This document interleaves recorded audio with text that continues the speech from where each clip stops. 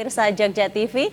Terima kasih Anda tetap bergabung bersama kami sampai dengan jam 5 sore ini, dan 60 menit ke depan kita akan berbincang terkait dengan sesuatu yang merupakan salah satu cita-cita dari semua orang, saya kira ya. Karena kalau saya ditanya sendiri, cita-cita salah satunya apa sih? Pengen jadi lansia. Kenapa katakan begitu? Karena memang kita pengen umurnya panjang gitu ya. Bisa insya Allah ada di atas 60 tahun begitu. Tapi bagaimana supaya bisa menjadi lansia yang produktif? Nah itu dia yang akan kita bahas hari ini. Kenapa ada namanya gerakan sayang lansia.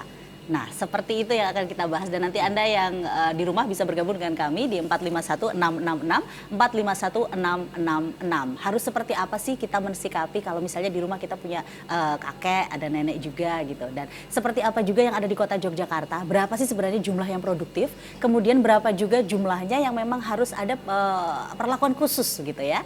Di studio sudah ada dua tamu saya hari ini. Yang pertama beliau adalah Bapak Bambang Anjar Jalumurti dari anggota Komisi D DPRD Kota Yogyakarta. Apa kabar Pak Bambang? Selamat sore. Sore, alhamdulillah. Assalamualaikum warahmatullahi wabarakatuh. Waalaikumsalam warahmatullahi wabarakatuh. Terima kasih Pak Bambang sudah hadir di sini bersama kami. Kemudian satu yang pastinya ini juga turut serta ya, yang selalu beliau ini diturun ke lapangan juga bersama dengan rekan-rekan satu timnya juga. Ada Kepala Dinas Sosial Kota Yogyakarta, Bapak Agus Sudrajat SKM Mkes. Apa kabar Pak Agus? Alhamdulillah, selamat sore. Selamat sore. Selamat dan selalu sehat sejahtera untuk semua pemirsa Jogja TV. Baik, terima kasih Pak Agus juga sudah bergabung dengan kami hari ini. Ngomong-ngomong soal lansia di Kota Yogyakarta, itu jumlahnya ada berapa sih Pak? Kalau dihitung persentasenya lah. Oh baik, jadi lansia di Kota Yogyakarta ini sudah mendekati angka 14%. 14%. Dan ini harus kita kelola. Jangan sampai nanti menjadi beban yang seharusnya tidak perlu. Jadi nanti kita khawatirkan jadi ada triple burden. Triple burden itu adalah suatu beban di mana angka produktif dan non produktif itu sangat berat. Oke, jadi timpang gitu ya? Iya, iya. Sehingga nanti akan terjadi angka kelahiran yang sangat tinggi. Kemudian umur harapan hidupnya tinggi, tetapi sebetulnya umur harapan hidup itu adalah prestasi. Tetapi kalau itu tidak kelola, maka bisa jadi bebannya akan menjadi lebih luar biasa. Nah, salah satunya nanti adalah kelahiran tinggi, kemudian penyakit menular dan tidak menular tinggi. Kenapa? Kelahiran tinggi itu menjadikan penyakit menular tinggi, yang penyakit manula itu adalah lansia, itu nanti adalah penyakit tidak menularnya. Hipertensi, stroke, DM. Padahal kita ketahui bersama, kalau satu piantun gerah DM saja, gerah gendis, periksa satu kali periksa, itu unit cost-nya di rumah sakit itu sekitar 750.000 untuk obat 1 bulan. Nah ini coba bayangkan nanti kalau tidak dikelola betul, maka ini jadi masalah. Oke, baik. Jadi yang produktif sama yang saya nggak bilang tidak produktif ya, tapi perlu penanganan khusus ya. Itu berapa persen? Kebanyakan yang mana Pak sekarang? Baik. Untuk yang betul-betul tidak potensial, itu angkanya 3%-an. Oke. Berarti masih banyak yang produktif ya? Oke, baik. Jadi kabar baik ini. Cuman saya tanya ke Pak Bambang ini, kenapa sih ada yang namanya gerakan sayang lansia? Apakah sudah sangat pentingnya kita punya gerakan seperti ini? Emang udah pada nggak sayang lansia atau gimana Pak Bambang? Gimana dari Komisi D? Ya memang sebagaimana disampaikan Pak Agus tadi, ini kan sebuah proses kita untuk mengelola. Jadi ya sebenarnya selama ini kita juga sudah ada upaya-upaya untuk melakukan itu, tetapi kan kemudian perlu kita coba kelola dengan lebih baik, sehingga kan kemudian betul-betul bagaimana yang tadi Pak Agus sampaikan, ada 14% dari entitas masyarakat Jogja ini yang perlu dikelola dengan baik, supaya nanti mereka juga menjadi bagian dari komponen proses pembangunan yang bisa kita lakukan. Nah karena apa? Karena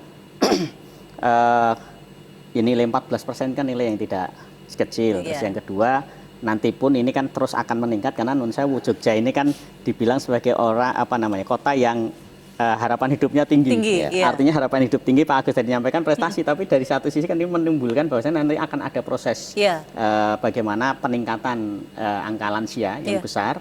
Bahkan kemudian konon dikatakan di proses trennya 2030 bisa jadi akan imbang antara yang lahir dengan bahkan bisa jadi akan lebih banyak yang lansia daripada yang lahir. Nah sehingga ini yang kemudian di dalam proses perencanaan kita mencoba mendorong supaya kota Jogja ini betul-betul menjadi kota yang sangat apa namanya mengakomodir kebutuhan-kebutuhan lansia menjadi kota yang bahasa kita kota ramah lansia. Meskipun secara peraturan daerah kita belum bisa mewujudkan itu. Kenapa? Karena kebetulan DIY juga ini masih dalam proses, sehingga kemudian kita di kota ini coba menguatkan itu dengan peraturan wali kota nomor 38. Itu yang kemudian di dalamnya itu bagaimana kemudian apa namanya lansia ini menjadi objek dan subjek pembangunan. Artinya tidak hanya sekedar menjadi objek untuk kemudian difasilitasi apa yang kemudian perlu difasilitasi, tapi bahkan mereka menjadi lansia yang produktif tadi. Kan gitu. Produktif dan bahagia tentunya kan begitu ya. Karena ini yang penting di lansia itu yang dicari adalah kebahagiaan. Kan gitu. Karena apa namanya Jogja ini konon katanya meskipun miskin tapi ada bahagia gitu ya. Indeks kemiskinannya tinggi tetapi indeks kebahagiaannya juga tinggi. Nah, sehingga kemudian di apa namanya proses awal ini dari peraturan wali kota yang ada ini kemudian nanti kita akan rumuskan, bahkan Pak Agus kemarin dinas sosial itu kita juga mendorong untuk membuat indikator-indikator untuk kemudian nanti itu menjadi ukuran kira-kira apa namanya advokasi sejauh mana untuk kemudian mampu mengakomodir kebutuhan-kebutuhan lansia kita, baik dari sisi fisiknya, kesehatannya, kan begitu ya, partisipasi, komunikasi dan seterusnya.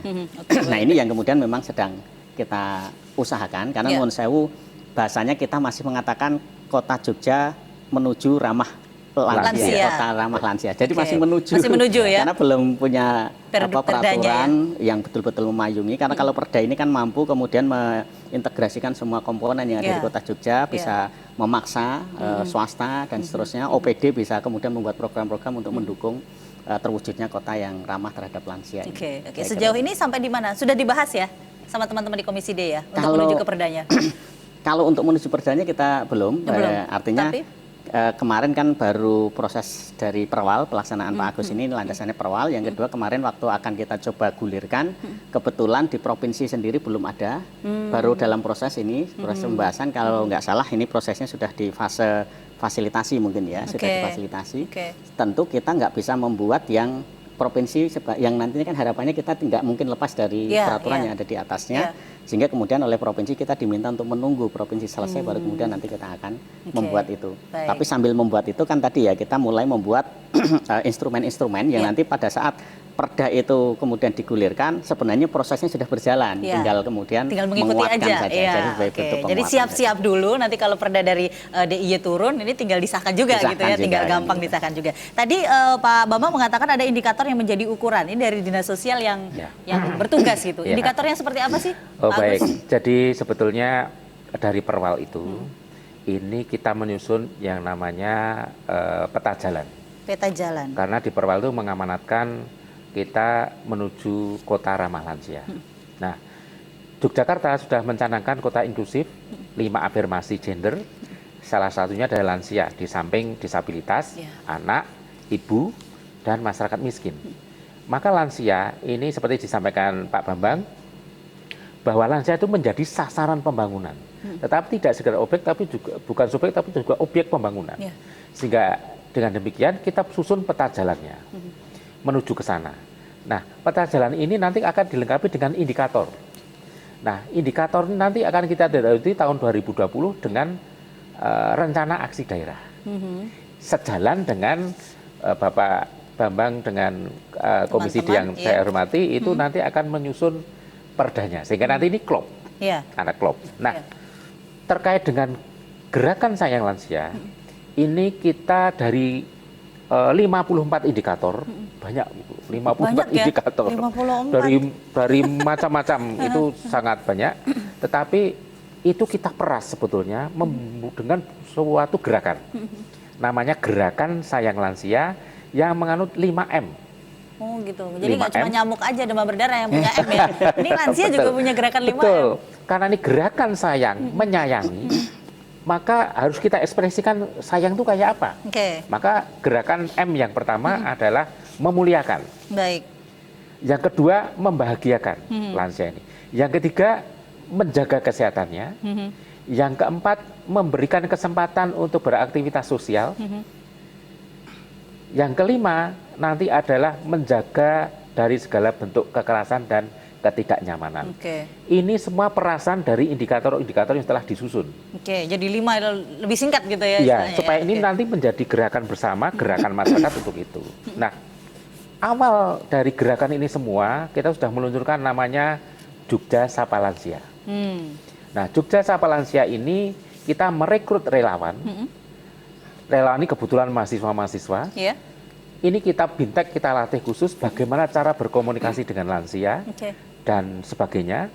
Mereka kita turunkan ke kecamatan-kecamatan, kelurahan untuk mengunjungi lansia-lansia dengan ukuran lansia yang tidak bisa pergi dari rumahnya. Jadi yang ini butuh penanganan khusus ya? Betul. Dan dia perlu sebetulnya perhatian khusus. Nah, di situ ada suatu hal yang sangat menarik.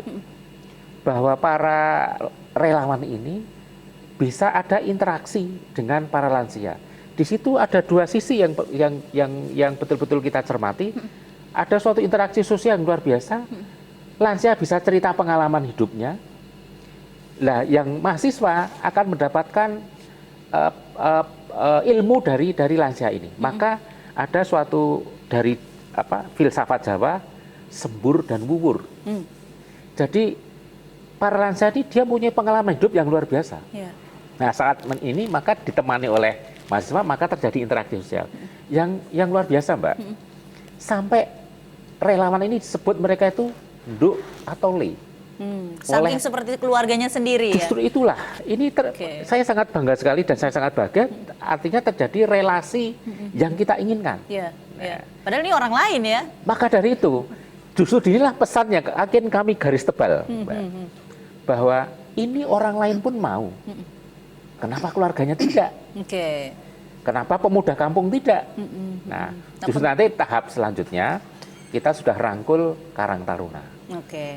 Dengan harapan yang kita sampaikan tadi, ini orang lain loh mau kayak gini.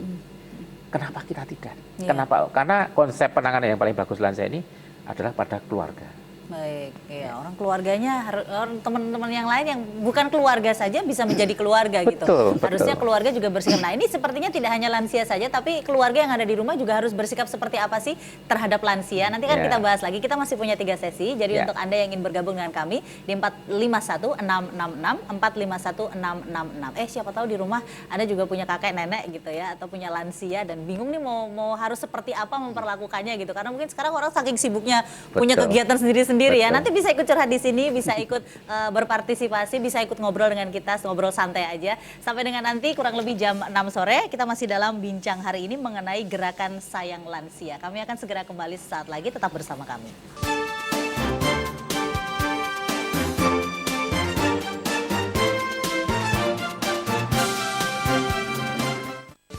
Ya, Anda masih bersama kami, bincang hari ini Gerakan Sayang Lansia yang menjadi topik kita. Kita obrolkan dengan santai di sini sampai dengan nanti jam 6 sore. Untuk Anda yang ingin bergabung, sekedar bertanya atau mau sharing pengalamannya terkait dengan Sayang Lansia, 451666 kami buka kembali untuk Anda yang ingin menelpon kami ya. Untuk yang ada di luar Jogja atau mungkin menyaksikan kami secara streaming 0274 451666. Tadi sudah ada rencana aksi daerah, ada juga Sapa Lansia gitu ya.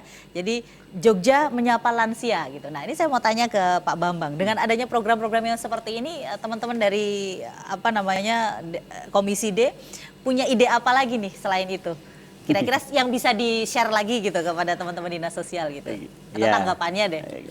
Yang jelas kemudian beberapa program tadi sebagian sudah disampaikan oleh Pak Agus dari Dinas Sosial. Ini kan Iya. memang sudah mulai berjalan. Iya. Artinya kemudian supporting pertama kami mensupport yang sudah kemudian direncanakan atau bahasanya peta jalannya dari Dinas Sosial sebagai RKPD ya, sebagai rencana kerja dari pemerintah daerah, yang kemudian nanti kita support dengan alokasi anggaran yang kemudian memadai untuk itu, kan begitu. Nah, sehingga kemudian nanti harapannya dengan proses itu tahap awal yang kemudian ingin dicapai oleh Dinas Sosial terkait dengan menuju kota ramah lansia itu sudah disiapkan, sehingga bahasanya membangun itu pondasinya nanti sudah cukup siap kuat pondasi, untuk kemudian nanti kita masuk ke tahap-tahap berikutnya. Nah, sehingga kemudian misalnya contoh seperti tadi dari proses yang dilakukan oleh Pak Agus di Dinas Sosial, misalnya kemudian adanya relawan lansia, Sapa lansia. sehingga kita nanti bisa saja memperbesar proses kuantitasnya, sehingga kemudian memang setiap RW atau setiap apa, jadi dia ada, kalau selama ini kan ada pemuda pelopor dan pemuda apa. Nah, ini untuk yang khusus lansia ini juga menjadi bagian dari kerja itu. Yang kedua memang sebenarnya tugas kami adalah supaya ini terjadi proses yang integral, ada interkoneksi antar OPD, kan begitu. Sehingga kami memfasilitasi supaya nanti program dinas sosial ini juga menjadi program dinas yang lain dengan supportingnya, sehingga kemudian nanti ini akan didukung oleh semua pihak. Karena memang penanganan lansia tidak hanya dari sisi sosial, dari sisi kesehatan juga perlu, dari sisi fisik, infrastruktur. Kan sekarang itu banyak lansia yang susah jalan karena semuanya tangga kan, padahal untuk naik tangga aja sudah susah gitu. Nah, infrastruktur ini yang kemudian juga perlu disiapkan dan seterusnya. Nah, ini yang saya kira nanti dari proses kita coba mencoba untuk mengkomunikasikan itu sehingga menjadi program bersama-sama. Terus yang kedua, bahkan kemarin misalnya dari dinas sosial ingin mencoba membuat kayak geraha apa namanya? Grisela, sejahterakan lansia sebagai bentuk dari bagaimana kemudian kita tetap melihat problem lansia itu kadang-kadang sebagian lansia dengan kebutuhan khusus atau butuh perlakuan khusus. Ini kan memang keluarga tentu juga penanganannya terbatas. Sehingga kemudian masih kita coba membuka ruang untuk misalnya kayak seperti dititipkan misalnya ditinggal pergi, itu jangan ditinggal sendirian di rumah, tapi ada ruang-ruang untuk kemudian mereka bisa tetap berinteraksi, bersosialisasi, tapi dikelola oleh pemerintah begitu. Nah, itu yang salah satunya. Terus yang kedua, pasca itu kemudian nanti kalau tadi disampaikan lansia itu kan paling nggak ada tiga golongan ya, Pak. Tiga. Ada lansia yang potensial, produktif. Ini tentu harus dikelola dengan lebih baik supaya kemudian mereka merasa terakomodir aktivitasnya, bisa produktif, mandiri kan begitu. Terus ada kemudian lansia yang dia mungkin non potensial. Artinya ya ini butuh pelayanan, proses fasilitasi yang berbeda. Sama yang kemudian yang butuh perlakuan khusus atau sakit dan seterusnya begitu ya. Nah, sehingga kemudian misalnya untuk yang segmen yang memang itu sebenarnya mereka masih produktif loh. Sekarang itu banyak ibu-ibu simbah-simbah itu umurnya di atas 60 tapi mereka sudah sangat produktif. Bahkan mereka sebagian besar masih menjadi penopang keluarga saya bukan gitu. Nah, ini yang saya kira juga perlu dikelola, diberikan fasilitasi dan seterusnya. Baik, nah, ada penelpon yang bergabung dengan kami, kita terima dulu. Halo, selamat sore. Selamat sore. Iya, selamat sore. Pak Joko di Prambanan. Iya. Monggo silakan Bapak. Ada yang ingin disampaikan Pak Joko? Ya, terima kasih. Ini temanya menarik ya. Iya. Jadi sekarang ini kan lansia itu saya kira tidak terlalu membutuhkan fisik ya. Tetapi bagaimana kita sekarang ini menghormati orang tua atau lansia. Iya. Itu kalau saya secara non-fisik itu ada 3 kata yang harus kita perhatikan. Iya, apa tuh Pak Joko? Yang pertama itu candi, kemudian undi, yang ketiga ngesti. Jadi kita harus selalu nyandi dawuh kepada para lansia. Bagaimana petunjuk-petunjuk beliau, bagaimana arahan beliau, itu harus kita hormati. Kemudian petunjuk atau dawuh tadi kita undi. Artinya kita letakkan di paling atas. Jadi kita menghormati dawuh, menghormati petunjuk tadi, kemudian baru kita ngesti. Itu artinya ngestokan, artinya melaksanakan dawuhnya tadi. Jadi tidak bisa pendekatannya itu personal. Yang mungkin Pemda bisa melalui kelompok atau bagaimana sehingga bisa lebih efektif. Kalau kita itu ngestoke, apalagi di dawing Gusti, maka itu sebagai kekuatan kita untuk selanjutnya kita mengestoni kepada yang lain. Nah, ini mungkin sekedar pendapat saja, mungkin Pak Agus ini sebagai akarnya. Oke. Baik, terima kasih Pak Joko yang ada di Prambanan. Ini kalau kita berbicara mengenai Pak Joko yang ada di Prambanan, beliau ini termasuk lansia yang sangat produktif. Ya, karena sampai sekarang pun beliau masih pemerhati luar biasa. Saya senang sekali apa yang beliau sampaikan. Termasuk yang baru saja disampaikan. Bagaimana Pak Agus? Baik. Kanjeng ini saya kalau menyebut beliau Kanjeng ini karena beliau itu juga abdi dalam di keperajaan. Betul bahwa gerakan Sang Lansia ini kami harapkan jadi suatu gerakan Kota Yogyakarta saya tadi matur M pertama adalah memuliakan. Iya. Saya berpikir ngaten. Jepang, Iya. Korea itu sangat memuji, ngesti, dan tadi ada dulu yang pertama. tiga sisi tadi. Mungkin mereka bisa sejahtera karena itu betul-betul mengeterapkan apa yang disampaikan Pak Joko tadi. Mereka mengelola lansia itu betul-betul bisa jadi mungkin ini barokahnya tuh turun di sini sehingga mereka tuh sejahtera. Karena apa? Para lansia ini mempunyai pengalaman hidup yang luar biasa. Yang sebetulnya di amanat Perwal pun disebutkan bahwa ada kewajiban lansia ini untuk menurunkan tata nilai kepada generasi berikutnya. Yeah. Nah, ini kita tangkap. Kemudian kita mengadakan pelatihan pada lansia untuk melatih mendongeng. Okay. Nah, ini sekarang sudah berjalan. Yeah. Para lansia yang sudah kita latih itu mendongeng di PAUD dan TK. Jadi dia cerita tentang apa pengalamannya selama. Justru itulah Okay. kita titipkan betul tentang tata nilai yang hidup di masyarakat, Ya. utamanya Yogyakarta, sehingga nanti terkait dengan kemampuan apa untuk sembur dan wur yang saya sampaikan tadi, ini betul-betul didapat. Karena apa? Kenapa kok kita TK PAUD? Kita pengen itu set up lagi, install ulang lagi generasi yang paling awalnya, sangat mudah untuk di set up. Yeah. Ya. Kalau SMP, SMA mungkin kalau banyak lansia ngendiko gitu, bisa jadi mereka wah kesuwen orang-orang tekan-tekan itu kan bisa jadi nggak. Tapi kalau ini dikemas dalam bentuk dongeng, ini luar biasa. Padahal ada dua kepentingan di situ sebetulnya, menurunkan tata nilai, tetapi eyang-eyang nanti akan mendapatkan kalau mereka rawuh ke TK PAUD, mereka akan disebut eyang-eyang ini seneng. Yeah. Padahal kalau orang seneng, ini nanti apa? Timbul nyenyeger saliro ngerabuk yuswo. Nah, jadi mereka akan hidup bahagia karena terpupuk ini. Sehingga sinkron jumbuh kalian menikah, bisa jadi kita itu bahagia karena itu. Nah, tapi saya menyambut yang disampaikan Pak Bambang, kami sangat matur nuwun sekali dengan Komisi D. Begitu luar biasanya menyambut gerakan ini, maka beliau akan support betul tentang upaya untuk mensejahterakan lansia ini. Nah, salah satunya di penelitian itu mengatakan kebutuhan lansia itu ada dua sebetulnya. Kebutuhan besarnya. Kebutuhan kesehatan dan kebutuhan sosial. 37% kebutuhan kesehatan, 23% itu sosial, yang lainnya baru akses, misalnya transportasi, misalkan pelayanan publik dan sebagainya. Nah, ini kita tangkap, maka Bapak Bambang tadi ngendiko, nanti ada namanya Grisela, Gria Sejahterakan Lansia. Ini memadu pelayanan antara pelayanan kesehatan dan pelayanan sosial dalam satu atap. Ini baru ide aja apa memang sudah mulai jalan berapa persen gitu Grisela ini? Jadi ini Grisela ini kita sebenarnya sudah punya embrionya.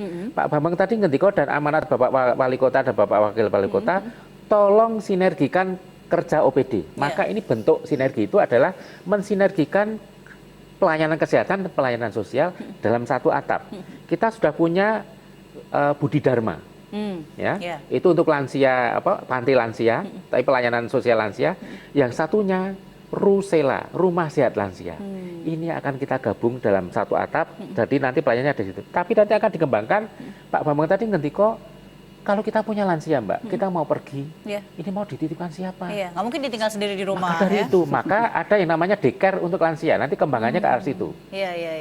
Nah, tetapi ada peran yang pemerintah harus hadir kalau ada lansia yang terlantar. Maka di dalam pelayanan Gria Sejahterakan Lansia nanti tetap ada peran pemerintah untuk lansia terlantar menjadi shelter. Karena di kabupaten kota sesuai dengan peraturan perundangan tidak boleh menyelenggarakan panti, tetapi shelter. Tetapi boleh kita mengambil peran sebagian, karena saya sudah konsul ke kementerian juga, boleh kita mengambil peran sebagian untuk ngopeni para lansia, karena kita wajib hukumnya untuk itu.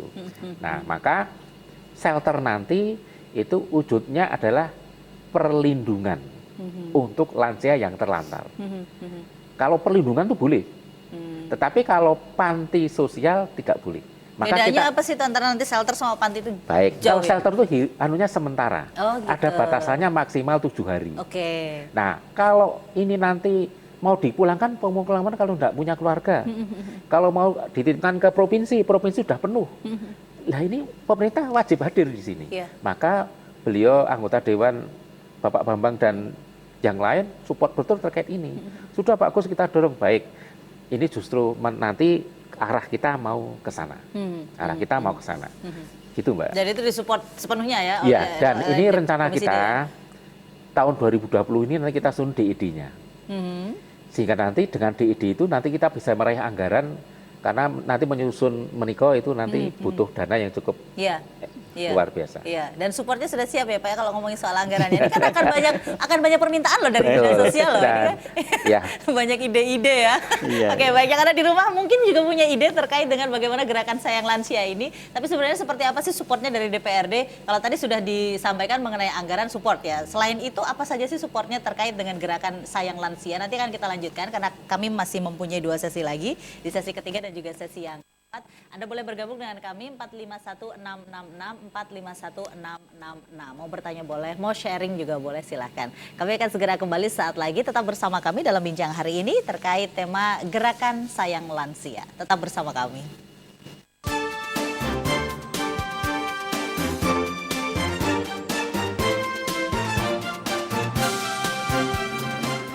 Ya, terima kasih Anda masih bersama kami bincang hari ini gerakan Sayang Lansia. Seperti apa sih sebenarnya gerakan Sayang Lansia itu? Sebelumnya saya mau tanya ke Pak Bambang dulu. Ini kan tadi support untuk anggaran sudah ya. Peran DPRD selain dari sisi anggaran apalagi nih terkait dengan gerakan Sayang Lansia, Pak Bambang? Ya Mbak Fira, jadi memang yang kewenangan dari Dewan sendiri secara di posisi kewenangan yang pertama memang tadi di sisi penganggaran. Maka kemudian kami selalu berkoordinasi dengan dinas sosial dan dinas-dinas yang lain, terutama nantinya itu dalam proses untuk menyiapkan supaya anggaran ini memang mencukupi untuk kemudian menjalankan program-program yang ada. Itu yang pertama. Yang kedua, kewenangan kami itu adalah membuat regulasinya. Karena tentu ini akan menjadi bagian dari proses supaya gerakan atau program yang dilakukan oleh pemerintah. Kalau dinas sosial nanti ada gerakan Sayang Lansia, kemudian ada Sapa Lansia, ada Geraha dan seterusnya, program untuk pengembangan dan perlindungan terhadap lansia ini kemudian dipayungi dengan sebuah peraturan daerah.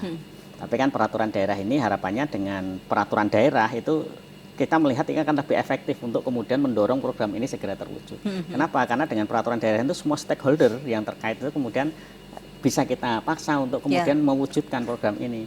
Lebih kuat lah gitu ya ada aturannya. Termasuk nanti kalau perda itu kan bisa mengikat untuk bahkan di luar pemerintah. Dalam hal ini mungkin swasta, pihak swasta. Mereka punya CSR. Sejauh mana CSR itu kemudian dimanfaatkan untuk program-program yang sinergi dengan program pemerintah. Salah satunya misalnya tentang gerakan atau program Kota Ramah Lansia, yang kemudian Kota Ramah Lansia inilah yang nanti menjadi kerangka besar untuk kemudian melakukan proses pembinaan, mensejahterakan lansia, dan tentu tadi sebenarnya kita tidak hanya mereka sebagai objek, bahkan lansia nanti diberi peran untuk kemudian mereka menjadi subjek, termasuk misalnya kalau nanti ternyata ada lansia-lansia yang produktif, sebenarnya lansia juga bisa saja menjadi bagian dari relawan lansia. Artinya mereka diberikan ruang beraktivitas, karena sebenarnya konsepnya bagaimana Kota Ramah Lansia itu adalah bagaimana para lansia ini beraktivitas dan bersosialisasi dengan nyaman, kan begitu, dengan diakomodir oleh sistem pelayanan maupun beberapa fasilitas yang memang memadai. Kalau tadi terkait dengan kota inklusi misalnya, artinya inklusi itu menjadi bagian juga yang harus diperhatikan untuk lansia ini. Nah ini yang saya kira support. Yang kedua, yang berikutnya nanti Dewan salah satu fungsinya adalah proses pengawasan. Nah ini nanti yang kami akan melihat sebagaimana implementasi tentang program itu di dinas-dinas oleh OPD, plus kemudian di lapangan seberapa peran instansi swasta dan seterusnya, kemudian itu kemudian sudah mencoba mensupport ini.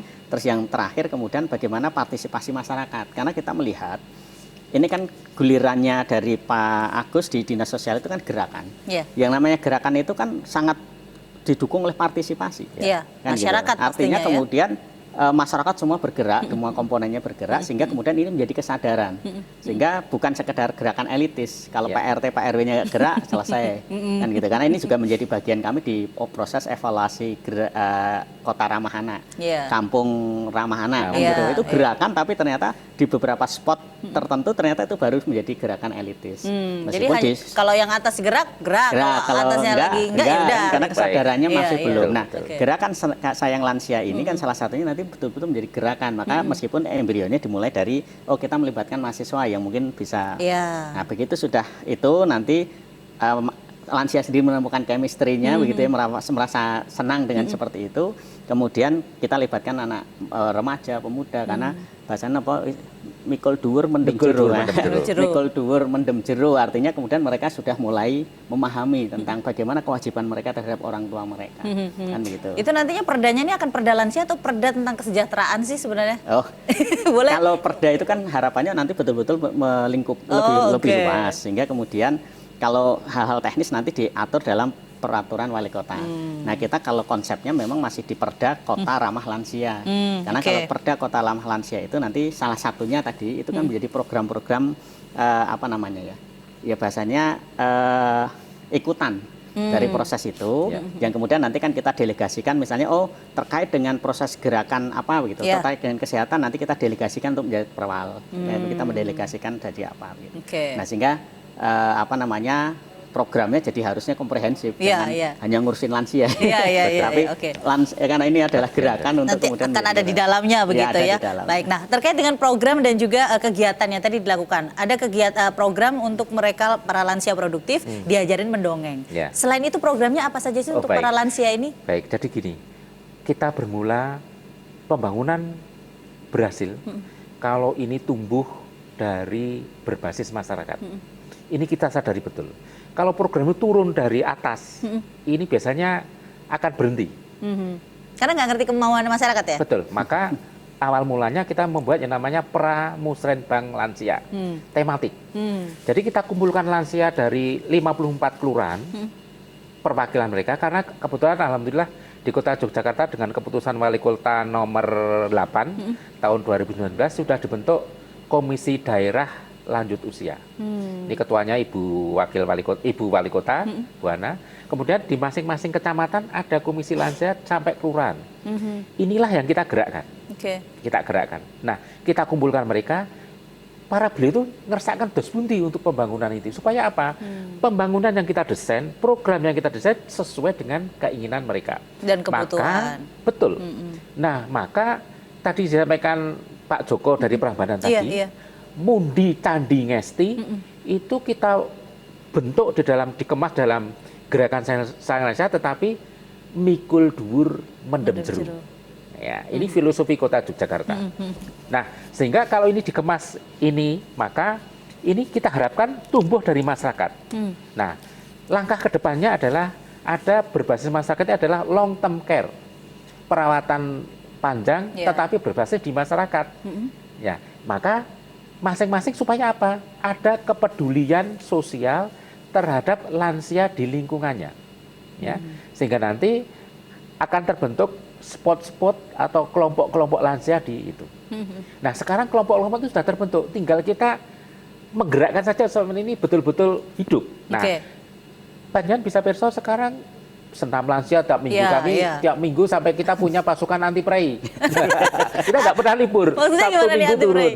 Gitu. Ya, jadi kita nggak pernah libur. Sabtu Minggu kita turun ke lapangan. Termasuk teman-teman Komisi D juga nih. Saya pikir ikut juga mendampingi gitu. Baik, beliau secara diam-diam Komisi D memperhatikan kita, memantau kita. Itu fungsi pengawasan para beliau itu. Dan kami juga bangga. Artinya ini kerja kita juga terawasi. Jadi kita termotivasi. Nah, dari situlah muncul permasalahan, masalah kesehatan, masalah ngakses jaminan hidup, ngakses dan sebagainya akan muncul di situ. Nah, inilah nanti sudah muncul dari itu karena apa? Masing-masing kelompok itu akan ada diskusi. Ada posyandu lansia. Posyandu lansia kita kerjasama dengan kesehatan saat itu tidak sekedar diperiksa tensi, nadi selesai, tidak, tetapi ada kelompok untuk diskusi. Maka kita punya teman-teman di kecamatan ada TKSK, ada IPM, pekerja sosial PSM, pekerja sosial masyarakat masuk ke situ. Kembali kalau ini berbasis masyarakat, insya Allah nanti moga-moga ini akan bisa hidup dan terus hidup. Itu dia lansia-lansia yang ada. Nah, ini untuk menggerakkan masyarakat tadi kan sudah terbentuk nih, kelompok-kelompoknya sudah terbentuk. Sekedar terbentuk kan atau seperti yang tadi dikatakan Pak Bambang, sekedar elit saja terus nanti bubar aja kalau misalnya yang di atas nggak gerak gitu. Gimana Baik. sih caranya supaya mereka punya Tetap kepedulian? gitu ya? Iya, Ya, kepedulian baik. yang Maka konsisten. ada suatu gerakan yang ada suatu aktivitas yang bisa bersama mereka. Nah, ini kita tidak bisa kerja sendiri, tidak bisa sama sekali tidak bisa. Utamanya dengan sektor kesehatan. Ini kita gandeng betul karena ternyata dari sisi inilah nanti bisa terjawab kebutuhan para lansia itu. Maka di kota Jogja juga sudah ada namanya Perwal Home Care. Nah, Perwal Home Care ini betul-betul melihat, mengunjungi para lansia ini. Oke, nanti akan kita lanjutkan mengenai Baik. yang Perwal Home Care ini. Kita akan terima dulu penelpon yang bergabung. Selamat sore, Bapak. Selamat sore. Iya, dengan Pak Jumadi di Bugisan. Ya, Ya, monggo silakan Pak Jumadi, ada yang ingin disampaikan Bapak? sedikit saya mau menyampaikan. Iya. Di tempat kami memang sudah lama adanya lansia. Tapi lansia itu sampai sekarang diadakan tekanan darah tingginya, rendahnya.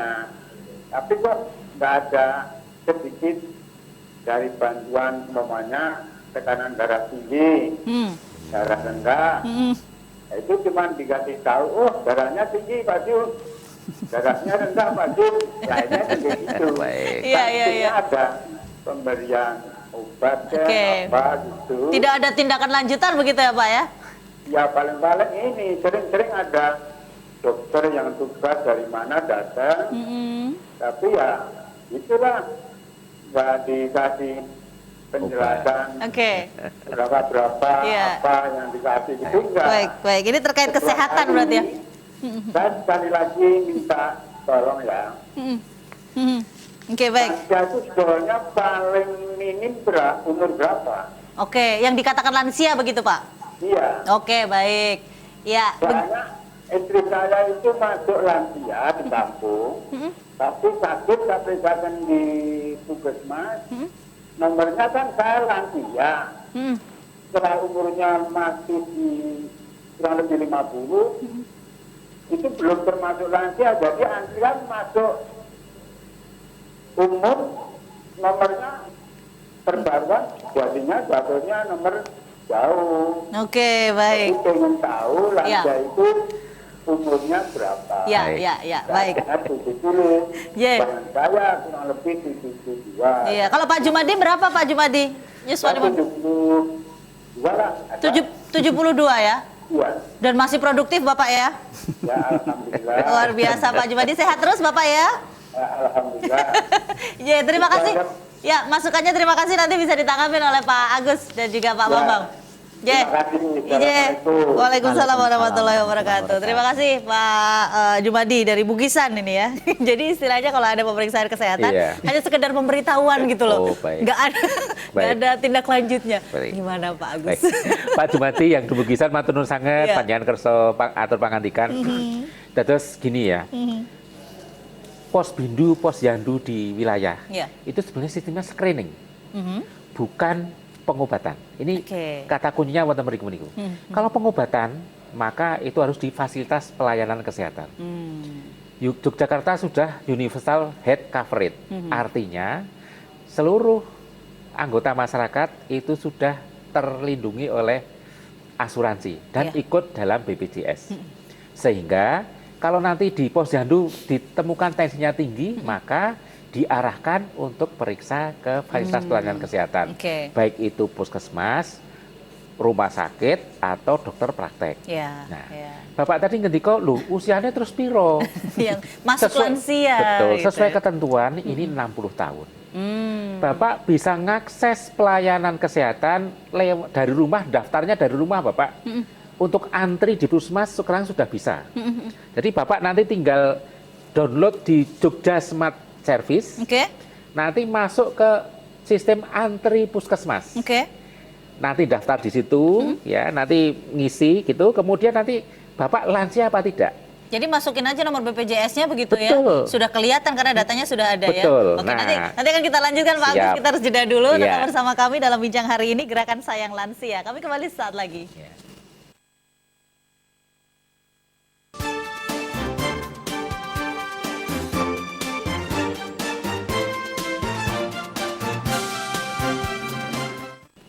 Ya, baik. Terima kasih Anda masih bersama kami. Gerakan Sayang Lansia menjadi tema dalam bincang hari ini. Tadi sudah ada pertanyaan dari Pak Jumaidi yang ada di Bugisan ya. Berapa sih usia lansia sebenarnya? 60 tahun. 60 tahun. 60 tahun. Dan itu sudah disepakati ya? Ya. 60 tahun. Makanya kenapa saya katakan tadi di awal cita-cita saya salah satunya adalah menjadi lansia supaya panjang umur gitu.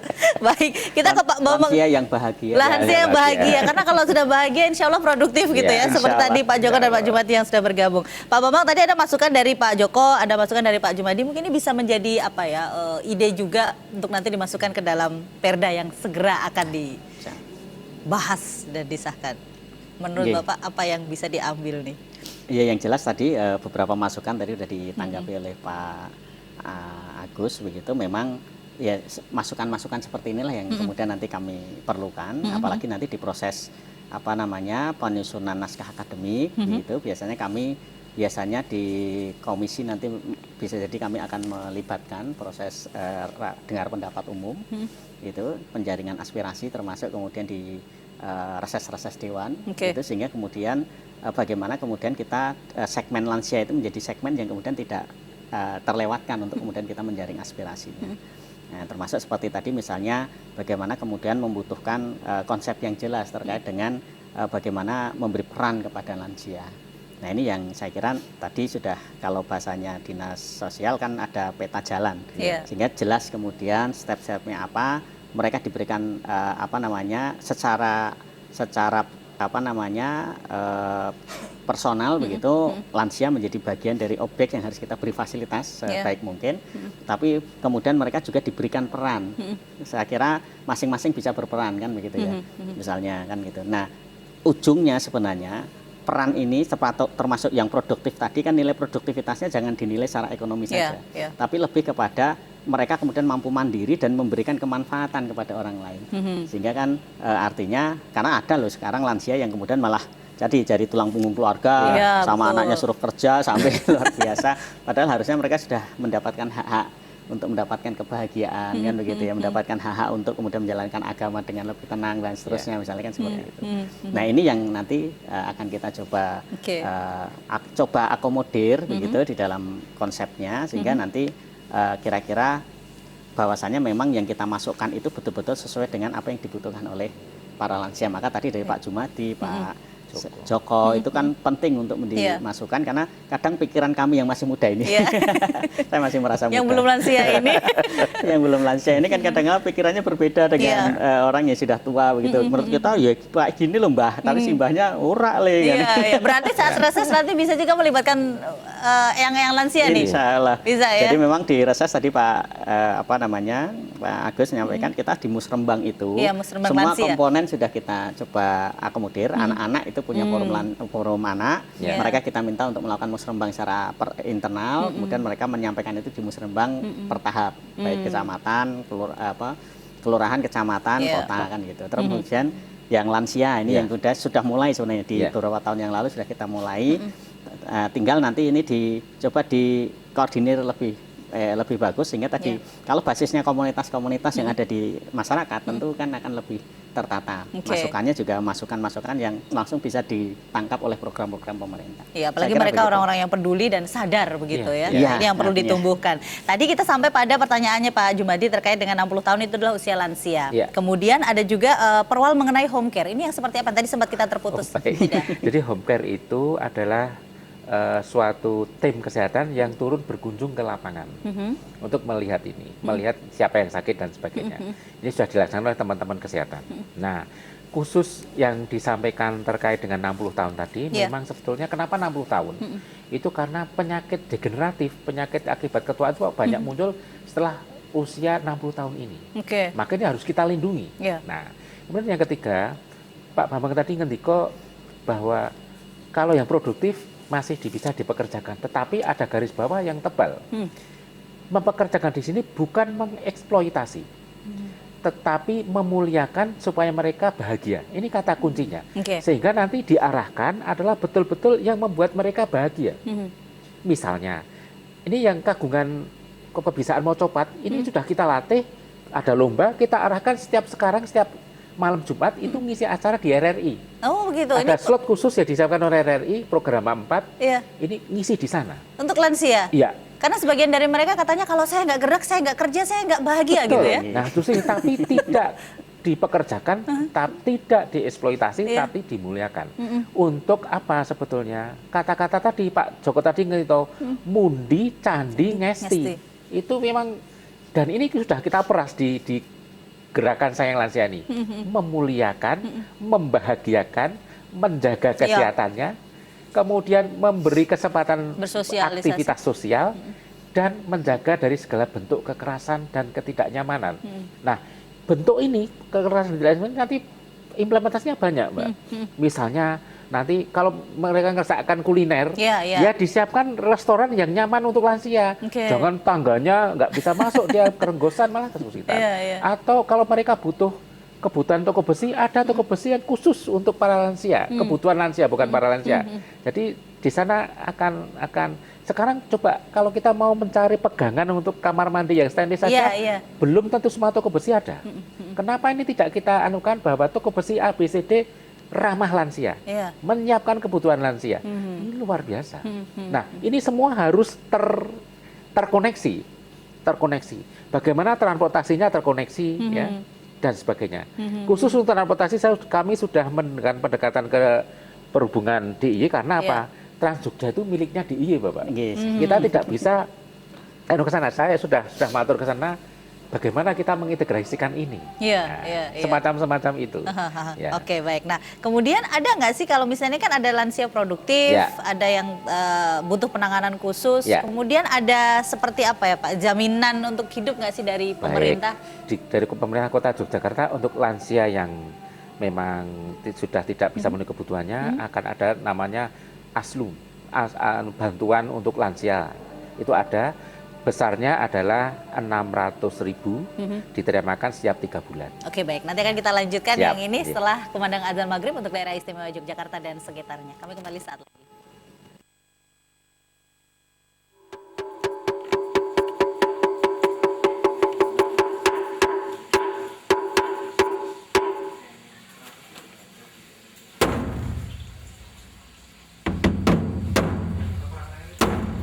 Allahu Akbar, Allahu Akbar, Allahu Akbar, Allahu Akbar. Asyhadu an la ilaha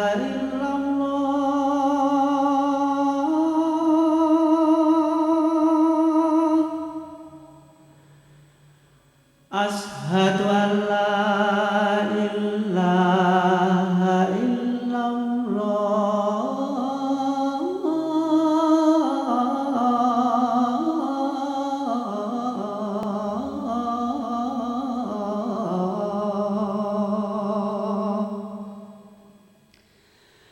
Asyhadu anna Muhammadar Rasulullah.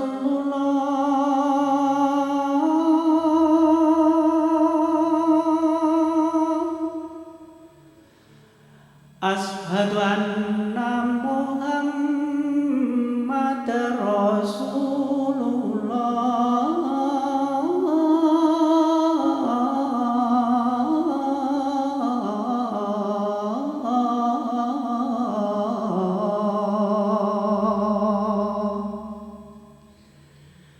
Hayya 'alas shalah,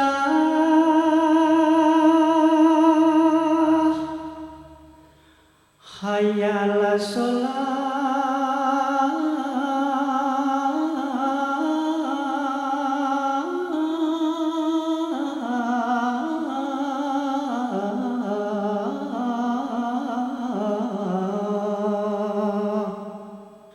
hayya 'alal falah,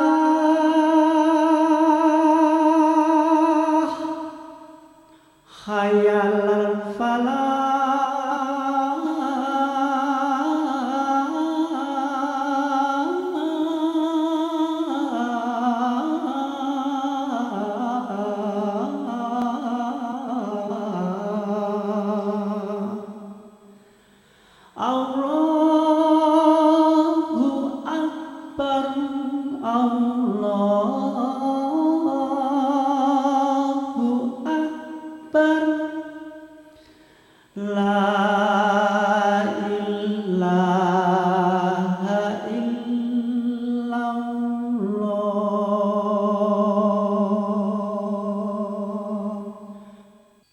Allahumma rabba hadhihi da'wati tammah wassalatil qa'imah ati Muhammadanil wasilata wal fadilah wab'athhu maqaman mahmudanil ladzi wa'addah innaka la tukhliful mi'ad. Ya, kami mengucapkan selamat menunaikan ibadah salat maghrib untuk Anda yang melaksanakannya. Kami lanjutkan lagi bincang hari ini terkait dengan gerakan sayang lansia. Tadi sempat terpotong terkait dengan jaminan hidup ya, bahwa ini ada lansia tidak produktif. Memang mendapatkan ada jaminan hidup? Ada, jadi ini untuk lansia yang di dalam keluarga KMS, Kartu Menuju Sejahtera itu ada dibantu oleh pemerintah kota bantuan hidupnya. Oke, baik. Nah, sebelum kita pamit ini saya pengen harapannya dulu dari teman-teman dari Komisi D. Apa sih harapannya dari gerakan sayang lansia ini ke depannya, Pak? Sekedar menggarisbawahi tadi juga disampaikan oleh Pak Agus bahwasanya kemudian kemajuan sebuah negara itu sangat tergantung juga dengan bagaimana kemudian negara ini atau pemerintah ini kemudian memperhatikan masyarakatnya. Wabil khusus kemudian adalah lansia. Karena keberkahan itu akan diberikan oleh Tuhan, gitu ya, oleh Allah Subhanahu wa taala kepada sebuah wilayah atau sebuah pemerintah yang kemudian dia itu peduli dengan orang tua kan begitu, termasuk sebenarnya anak-anak ini kemudian mulai diajarkan tentang nilai-nilai itu sehingga kemudian bagaimana mereka mampu untuk mikul dhuwur mendem jero gitu ya, kemudian memperhatikan bahwasanya kesuksesan dia pun juga akan sangat tergantung kepada bagaimana kemudian mereka itu memperlakukan orang tua mereka.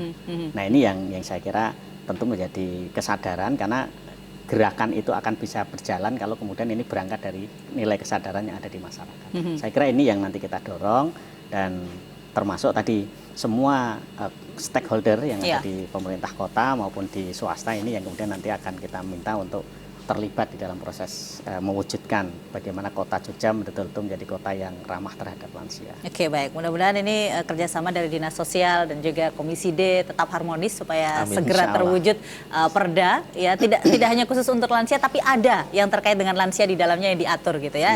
Kembali untuk kesejahteraan masyarakat. Terima kasih Pak Bambang, Pak Agus, matur nuwun untuk informasinya. Terima kasih juga untuk Anda yang sudah bergabung dengan kami sampai dengan pukul 6 sore. Saya Fira Maya dan seluruh kerabat kerja mohon undur diri dari bincang hari ini. Sampai bertemu lagi di lain kesempatan. Assalamualaikum warahmatullahi wabarakatuh. Waalaikumsalam warahmatullahi wabarakatuh.